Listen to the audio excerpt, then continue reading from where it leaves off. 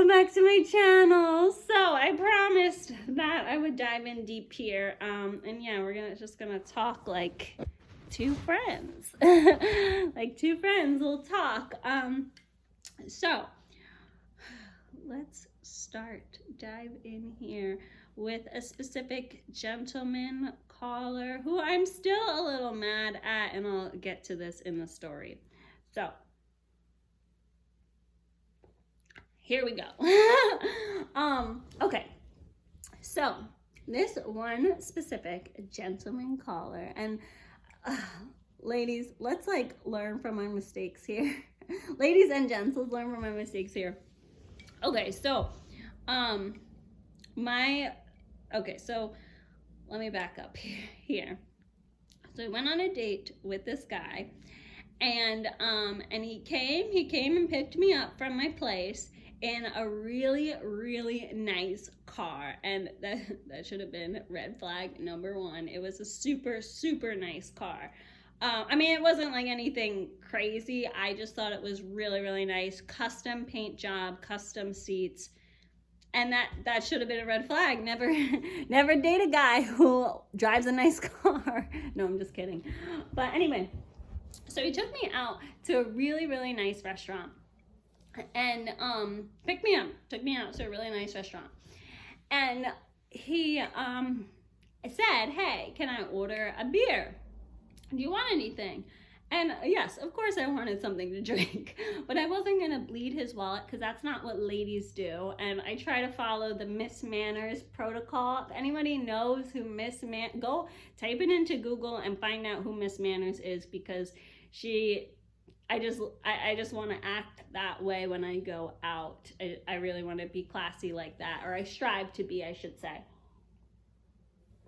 Anyway, so I wasn't gonna order a drink because I didn't want to bleed this guy's wallet. It really wasn't like that. It was an expensive restaurant to begin with. So anyway, so I said, no, I'm not gonna order, like water's fine.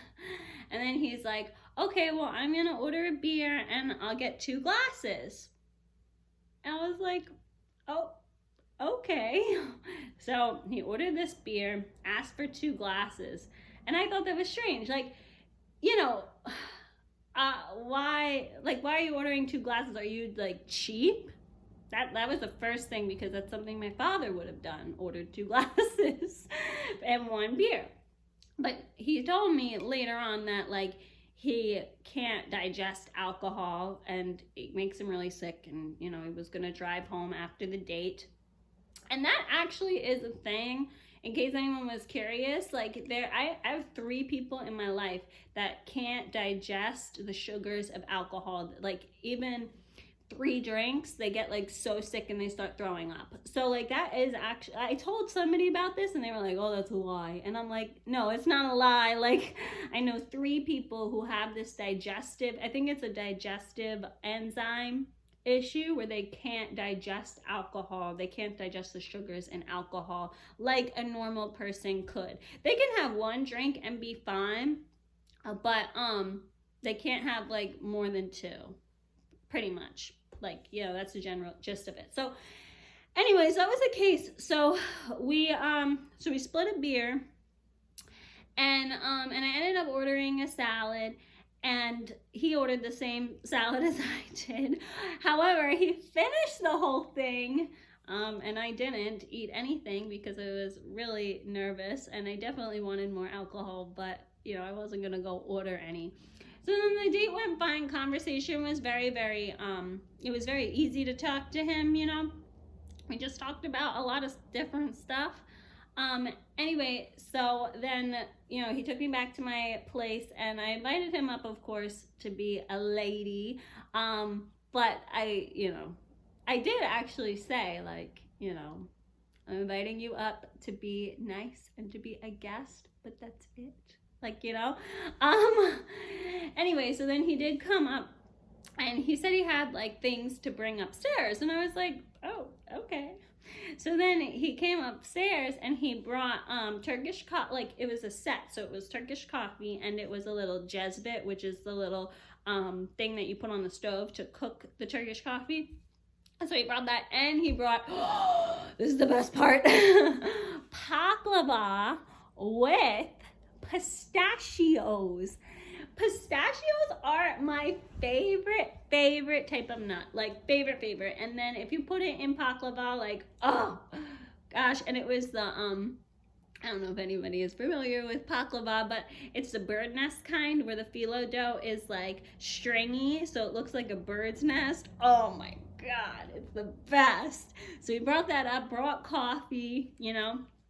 And we hung out a little bit, talked a little bit, and then he went home. And then I said, you know, text me when you get home, because it's not like he didn't live around the corner. He lived like at least 45 minutes away. So anyway, so that was that. And then we continued to talk, and we're on the same like nationality. So we talked a little bit about that, a little bit. We're both, I mean, I'm Americanized, but he was for sure Americanized, if that makes sense. But we had a lot in common. Like, we both were starting to get into going to the gym more often. We both really liked coffee and tea. Like, you know, we were, I guess, beverage drinkers maybe, because like we weren't tea people, we weren't coffee people, we were a little bit of both. He really loved Turkish coffee, and Turkish coffee to this day is still my favorite. I like it way more than espresso. That's why I'm not a big fan of those Nespresso machines, because Turkish coffee is where it's at. If you really want like bitter coffee and you need to go, you drink Turkish coffee, that's for sure.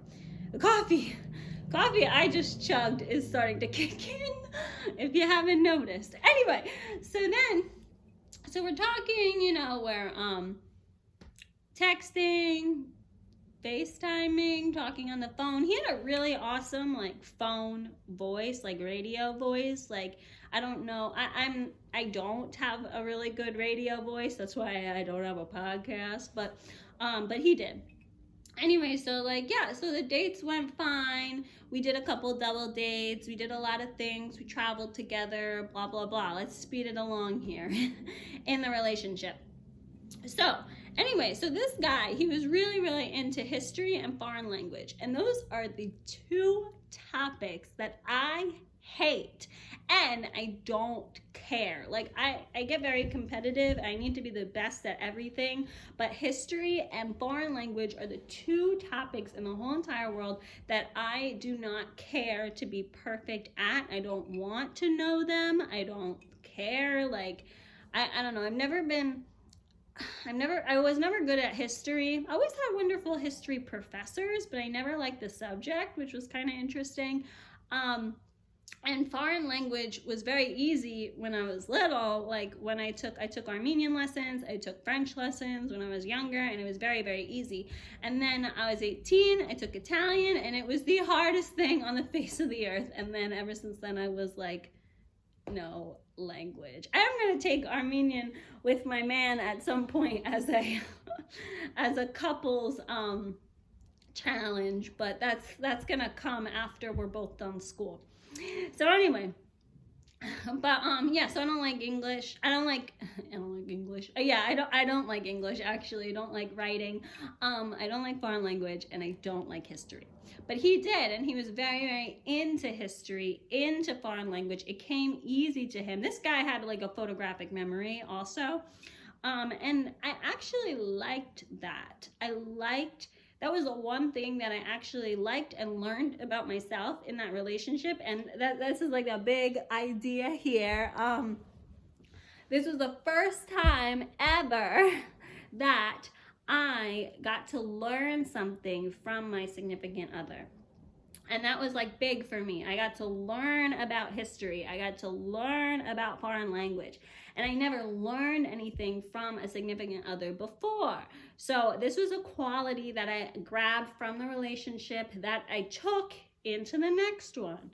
And here's where we're getting to the juice, the tea, the meat and potatoes portion of the story. So anyway, he ended up, well, like I said, we were the same nationality, but he was really obsessed with Turkey, and like, I don't know.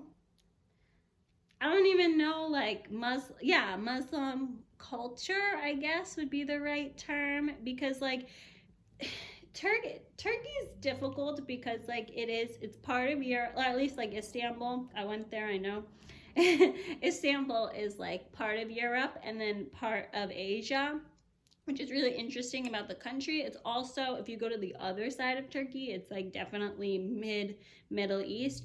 So I don't really know, like, I don't really think describing Turkey as Middle East is fair. I also don't think it's fair to describe it as Europe, and I don't think it's fair to describe it as Asia, because it's all of those things combined. But anyway, but he was really obsessed with Muslim and Turkish culture, which, I mean, it's cool. I definitely agree. It's really interesting to learn like the differences, but I didn't really understand why he was so obsessed, like obsessed to the point I thought he was gonna convert obsessed, you know? Anyway, so he wrote this paper on Turkey's history, like from World War I to World War II, like that chunk of time, and he wanted me to read it. Yeah, I love to read it, okay? Now, I am a scientist. I like math. I have researched and wrote many research papers as a music therapist. So like I have become a better writer. And then now like doing my master's, and that's like one of the key things here is that like when you do your master's, you start thinking more analytically. You start thinking more abstractly. These are the things that they test for the GREs, just to let everybody know. They test the way when you read information, what do you do with that information? How do you apply it? And they're looking for you to apply it abstractly, you know, conceptually, taking concepts and applying them in real world situations. They also test this on the music therapy board exam too, and the nursing boards, and the GMAT, and the GRE. So all of those standardized tests, they do test for these skills. Now, I don't want to sound like a prude, because like I did have the opportunity to get a bachelor's degree, and I had the opportunity to go and get a master's degree. Not that I can afford it, but I was smart enough to get into the program. So that's like the key here.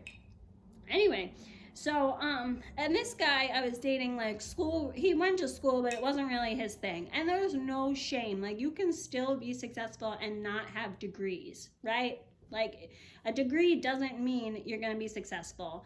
And then, yeah. But anyway, so,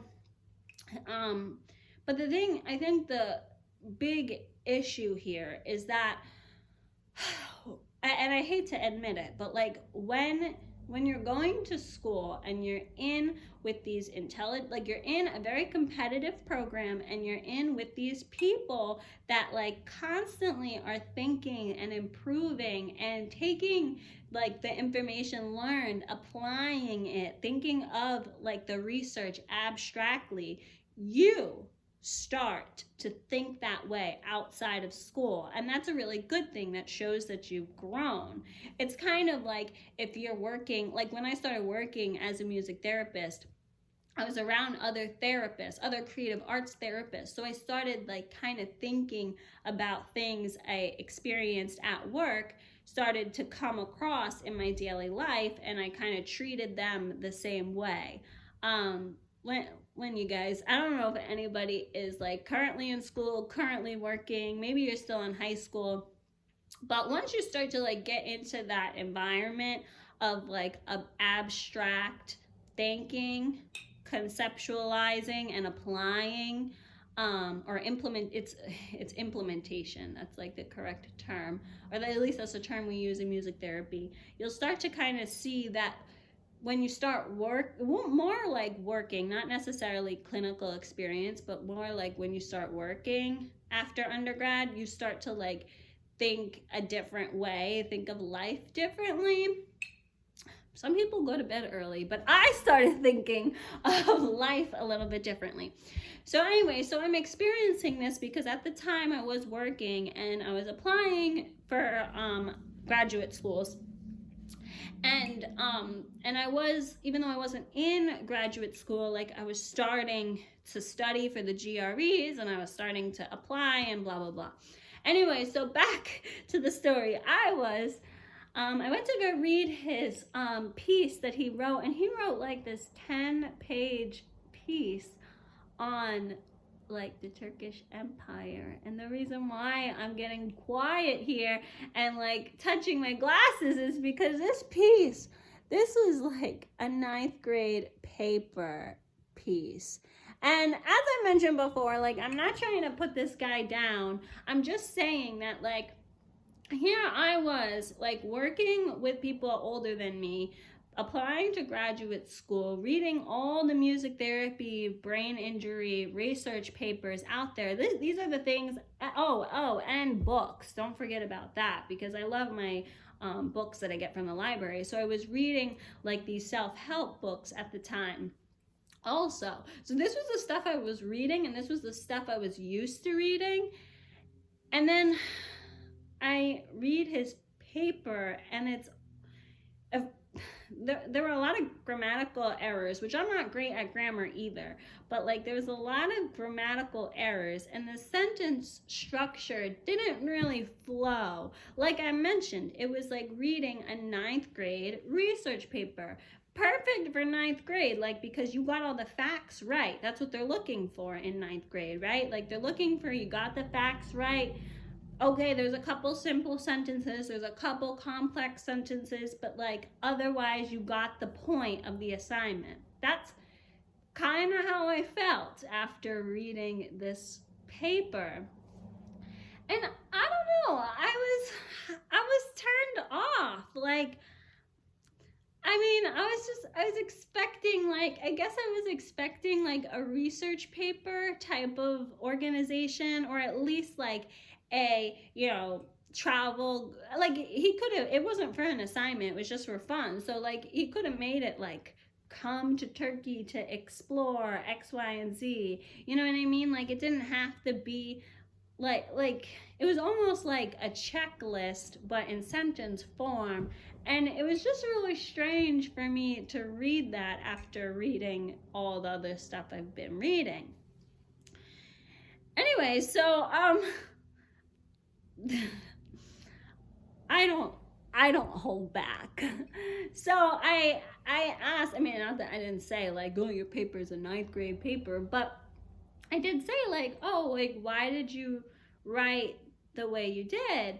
And then he said like, oh, what do you mean? Like, I really like this subject. And I'm like, no, I mean, like, why did you write it the way you wrote it? Like, why did you write concepts? Why didn't you like apply it? Like, why didn't you write like, oh, a travel guide, or oh, like invest in Turkey because, or like, you know what I mean? Like you could have, it didn't have to be, you could have wrote it like a research paper, you could have wrote it like a historical paper, you could have wrote, like, there's a lot of different takes that you could have approached. Why didn't you take any of those into consideration? And here's the key, okay? Like that's what I said. Why didn't you take any of these creative writing approaches to this material? And that was the key moment here. Like, I'm not dating somebody who's 27. That's what his birth certificate said. He's 27. I'm not though. I'm dating a 15-year-old, because when I mentioned those kind of things, he just didn't understand, and he didn't. Oh, did you not like it? No, I mean, like, the facts were there. Do you understand what I'm trying to say? And apparently he didn't. Like, it was almost like we were speaking 2 different languages. And that's the key here, is that I'm not being a prude. I'm not saying that I'm smart, or, because he was smart too. He's smart in his own specific way, but it was almost like we were speaking different languages. Like, his mind was going at a different rate than mine was going. His mind was thinking differently than what I was thinking. And that's when I started to notice changes. Like, I speak my mind. I do whatever I want, whenever I want. I'm an adult. That's the best part of being an adult. Whereas his ideas and what he did was often mentioned, or at least like alluded to, by his parents. And he didn't have any of his own personal views. Like, for example, I like going to the gym at night after dinner. He went to the gym in the morning because his dad went to the gym in the morning. And, you know, his dad went to the gym in the morning, so I'm going to go to the gym in the morning. And that was like the extent. There wasn't like, oh, my dad goes to the gym in the morning, we can go together. Oh, like it gives me energy. Like, you know, no, it was just my dad does it, so I do it.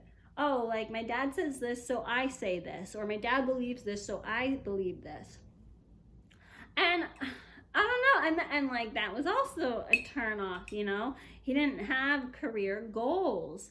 I mean, he had a career, but like it's not like he was trying to improve himself. He didn't like his career, but then he wasn't going to improve himself because he didn't want to improve himself. He didn't want to get better at this career he didn't like, and he didn't want to move on and get a career that he liked. And that really brought the relationship down, because then he didn't like his life.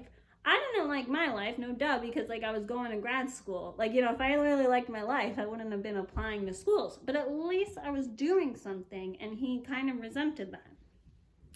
Anyway, so here's the kicker of the story. So my father and him spent a significant amount of time together because they grew up in the same neighborhood.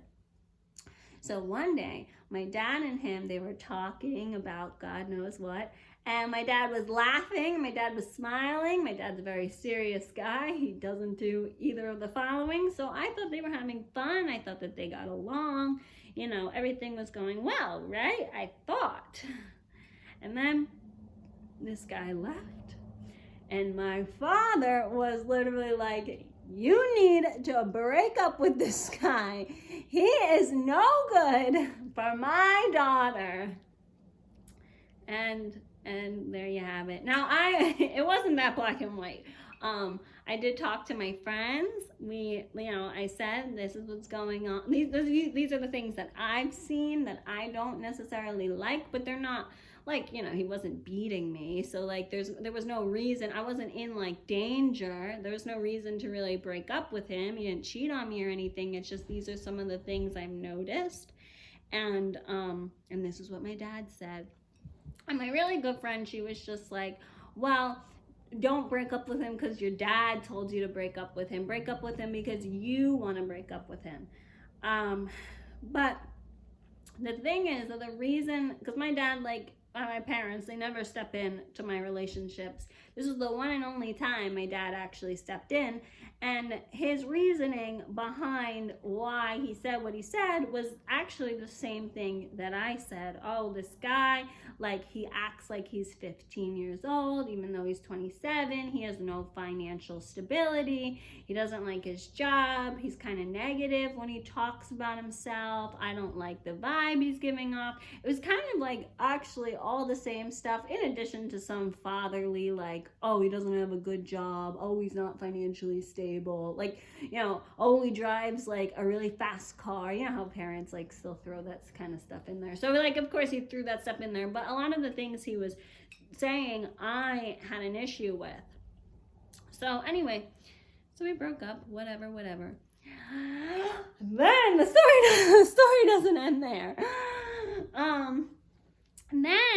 So a couple months go by and don't hear from him. And then he reaches out to my friend, like one of my best friends, and he is just like, yeah, so Megan and I broke up, and I'm dating another girl, and we started dating like 2 days after I broke up with Megan. And I was like, you little piece. You know what? I'm not even gonna say it. I got so mad. Like, I don't care.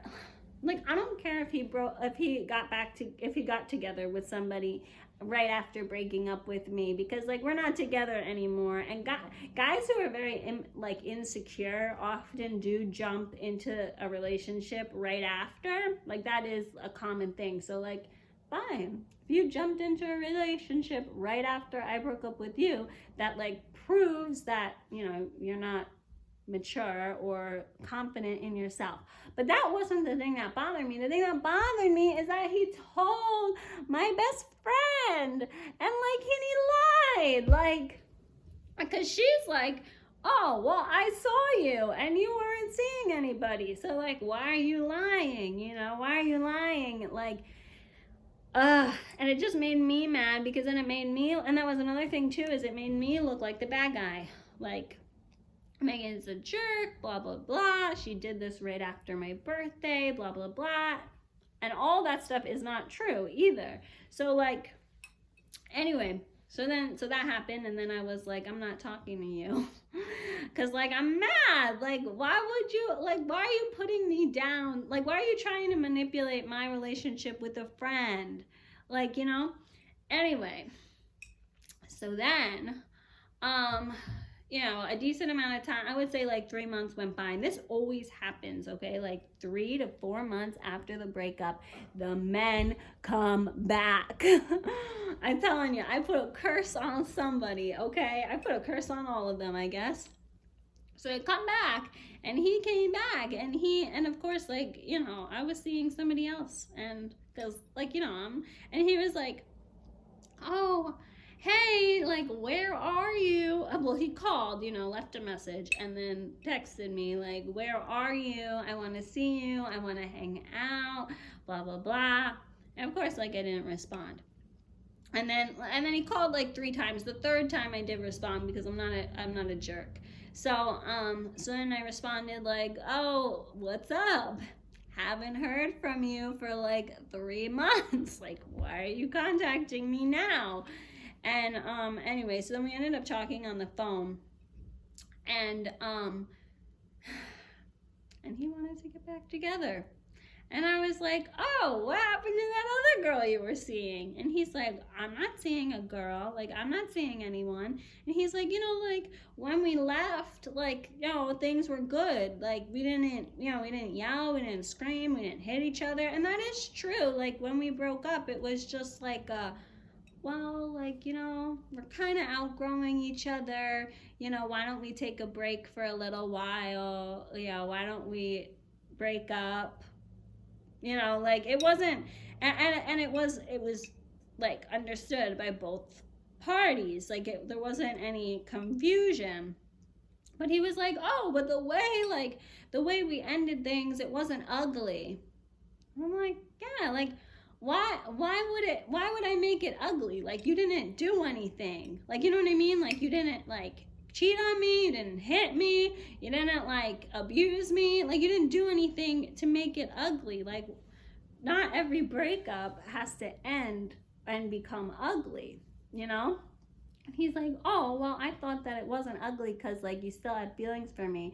Do you want to get back together? Blah, blah, blah. And I'm like, listen, and I say straight up, like, listen, like, I actually am mad that, like, you lied to my best friend about our relationship and you made me look like the bad guy. And he was just like, oh, well, are you mad now? Yes, I am mad now, because you didn't apologize. You didn't admit that you were wrong. Like, why would you go and try to manipulate, like, one of my relationships with a friend after we broke up? Like, that's, like, so uncalled for. And why would you lie and make me look like the bad guy, you know? Like, so, yes, so now I'm mad. And I'm just like, listen, like, I'm doing other things. I'm doing other things now, aka I'm seeing somebody else. You know, have a great life. I'll talk to you when I'm ready. And that's the main concept here, is that it's okay to grow out of somebody. It's okay. And you can't expect people to say that they're sorry, because nobody ever, especially gentlemen, don't like to admit that they are wrong. So there you go. And yeah, so he didn't want to admit he was wrong. He didn't want to I guess he didn't want to break up. I don't know. It wasn't like he was trying to save the relationship either. Like, he did become very lazy in terms of the relationship, but like I said, not bettering himself and sending off negative vibes. So and then also too, it's me, like, don't expect an apology, because nobody is gonna apologize. Nobody likes to admit that they're wrong, I guess. Anyway, so that's the story. It's okay. I mean, there's a lot of other stuff that went on, because I told you the beginning, and I told you the end, and I told you the very end. So there was a lot of other things that were wrong in our relationship that I learned in hindsight. But the bottom line here that I took away is that I like being with guys I can learn from, and I can learn a skill that I've never ever wanted to learn. So so that's the key takeaway here, is that you want somebody who you can connect with, but you can also learn from. And yeah, and that's what I took away from this relationship. And I also learned that, guys don't like to admit that they're wrong. And you always listen to your father, because we hope that he gives the best relationship advice. So anyway, that's my story / tea time. I have to heat this up because it wasn't that hot to begin with, and now it's cold. Anyway, so I'm going to share about some of my other ghosts of the past and give some nice lessons that I learned throughout my relationship experience. It does kind of suck though, because I always said that if I met that special someone young, whatever, just let it be, let it happen, but if I don't, I don't. And yeah, and here we are. I guess I haven't met that special someone just yet, but I'm still learning. I'm learning what I like in a guy, and I think that's a big idea here, to learn that you should, because if it wasn't for this relationship, I wouldn't have learned that I like learning from my man, because I never learned from a man prior to this person. So anyway, thank you for enjoying this story. I'll talk to you guys soon. Bye.